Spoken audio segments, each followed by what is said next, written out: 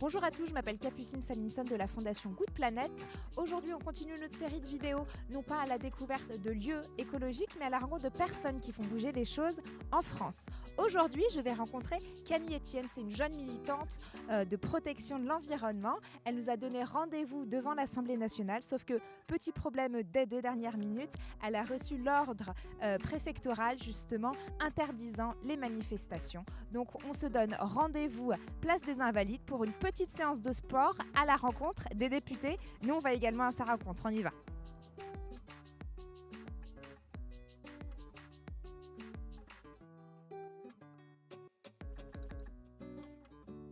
Camille, merci de nous consacrer un petit peu de temps aujourd'hui malgré ton planning hyper chargé.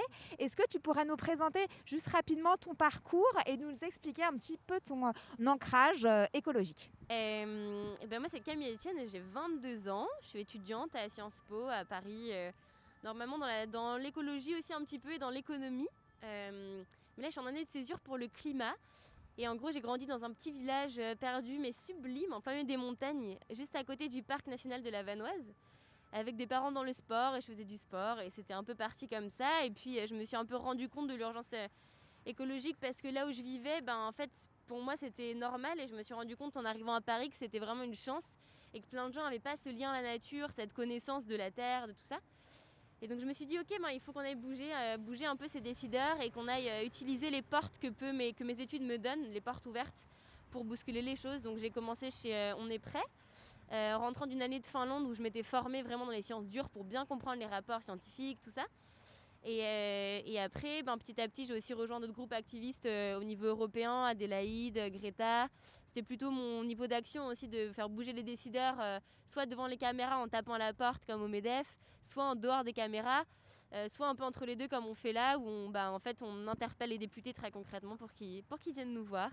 Et il y a une petite partie aussi de mon activité qui est artistique, où mon meilleur ami est un réalisateur et on avait créé une vidéo qui s'appelait Réveillons-nous. C'est un duo qui s'appelle Pensée sauvage et ça c'est une partie de ce que je fais que j'adore. Il y a ce truc politique, il y a prendre du temps avec les scientifiques pour bien comprendre l'urgence, qui nous expliquent tout et vulgariser ça pour les gens sur les réseaux sociaux ou dans les médias et puis pour les décideurs. Et la partie artistique qui est là vraiment pour inspirer, pour donner envie d'agir et puis moi qui me fait du bien aussi personnellement. Et justement, on va revenir sur le sitting que tu organises avec d'autres personnes depuis 2 semaines. Est-ce que tu pourrais nous en dire plus? Quel est l'objectif et ce que tu attends justement des députés? En fait, l'objectif c'était double, c'était de dire vous avez ignoré les citoyens de la Convention citoyenne pour le climat en prenant pas en compte leurs mesures dans cette loi climat qui était censée la retransmettre, qui était censée être juste en fait la retranscription des mesures de la Convention citoyenne dans la loi française.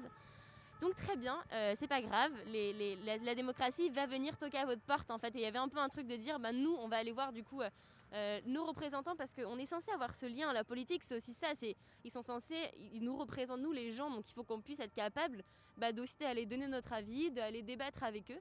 Et donc on avait voulu recréer ce lien là. Et on est juste venu à 5 devant l'Assemblée nationale. Et puis ça nous a un peu échappé. Il y a eu de plus en plus de monde qui est revenu. Il y avait un peu tout ce qui nous manquait aussi, d'être ensemble enfin, des étudiants isolés qui ont enfin pu échanger avec d'autres gens, des retraités, des gens qui venaient nous apporter à manger, à boire. Enfin, c'était super beau ce qui se passait. La presse s'en est saisie et du coup en fait on a un peu créé ce qu'on voulait, c'était la FOMO, c'est-à-dire ne pas que d'avoir que des gens qui nous soutenaient, qui venaient nous voir, mais de aussi être capable d'avoir des gens pas d'accord, qui se disaient si moi j'y vais pas, ça veut dire que je respecte pas les gens qui ont envie de parler de cette loi climat. Et donc c'est comme ça qu'on a eu vraiment plein de gens, même de la majorité, de la République en marche, avec qui on n'était pas d'accord. Il y a Aurore Berger qui est passée nous voir. On devait avoir aujourd'hui, donc peut-être demain, le rapporteur général de la loi qui est passé nous voir. Et nous, ce qu'on veut, c'est recréer ce dialogue et les convaincre très directement parce que c'est maintenant que ça joue dans l'hémicycle des choses qui peuvent avoir des proportions énormes en fait après en impact sur nos vies, quoi. Donc là, tu sollicites les politiques, mais d'un point de vue citoyen, qu'est-ce que tu conseilles justement pour les personnes qui nous regardent? Quelle action tu proposes qui a de l'impact? Comment tu peux justement sensibiliser le grand public? Première chose pour moi, c'est de se renseigner. C'est bête, mais en fait, déjà, quand on a conscience de l'urgence, quand on saisit des enjeux, savoir, c'est pouvoir. Et déjà, quand on apprend plein de choses, je pense là à Thinkerview, où il y a d'ailleurs une artiste Bertrand qui en avait fait il n'y a pas longtemps. Quand on apprend un peu tout ça, après, on intériorise le fait qu'il y a un truc à faire et que c'est important de le faire. Et on ne fait pas juste pour se donner bonne conscience, mais on le fait vraiment.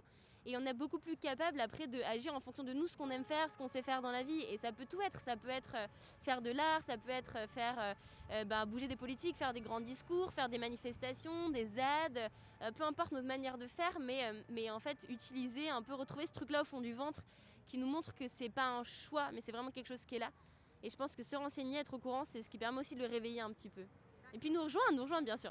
C'est ce que j'allais dire, donc il faut être sensibilisé et aussi il faut passer à l'action. Merci beaucoup. Merci beaucoup de nous avoir consacré ce temps et puis du coup on invite tous les gens qui nous écoutent à te rejoindre. Super, merci beaucoup, salut. J'espère que la vidéo vous a plu. N'hésitez pas à suivre sur les réseaux sociaux Camille Etienne et surtout à l'accompagner lors de ses déplacements. Quant à nous, on se retrouve très vite pour une prochaine vidéo à la découverte de personnalités qui font bouger les choses. Et surtout, n'hésitez pas à suivre le reste de la programmation sur le site de la Fondation. Salut!